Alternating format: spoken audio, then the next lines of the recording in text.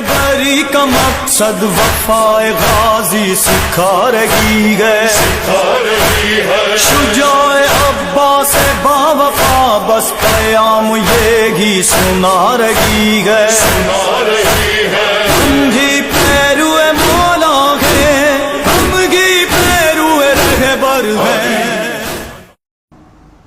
جب بھی کوئی ہم سے سوال کرے کہ یہ عزاداری کیوں بجا لاتے ہیں، یہ فرش عزا پر آنے کی کیوں دعوت دی گئی ہے، یہ غم حسین میں بہنے والے آنسوؤں کی اتنی قدر و قیمت کیوں ہو گئی؟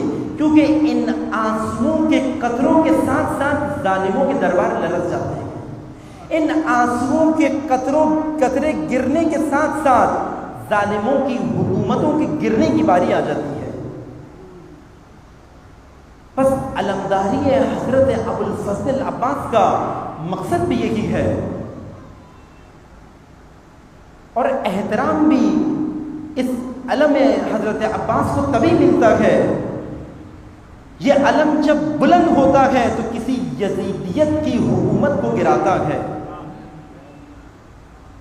علم ابوالفضل عباس کو احترام نہیں مل سکتا ایسی جگہ پر لگانے سے جہاں کسی ظالم کی حکومت ہو، کیونکہ خود ابوالفضل عباس نے اپنے علم کو بلند کر کے یزیدیت کے علم کو گرایا ہے۔ درود بھیجو محمد و آل محمد۔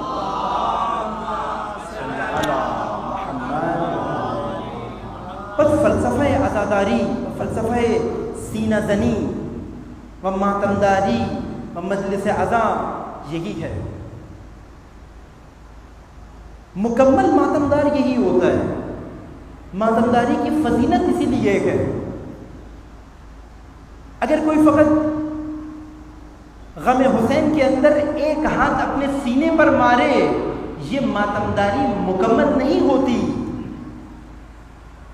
جب تک دوسرا ہاتھ یزیدیت کے منہ پر تماچا بن کے نہ جائے۔ حسینی ماتمداری وہی ہوتی ہے، حسینی ماتمدار وہی ہوتا ہے جو غم حسین میں ایک ہاتھ اپنے سینے پر اور ارادہ حسین کے ساتھ ایک ہاتھ دشمن کے منہ پر مارے۔ یہ فلسفہ عزاداری ہے۔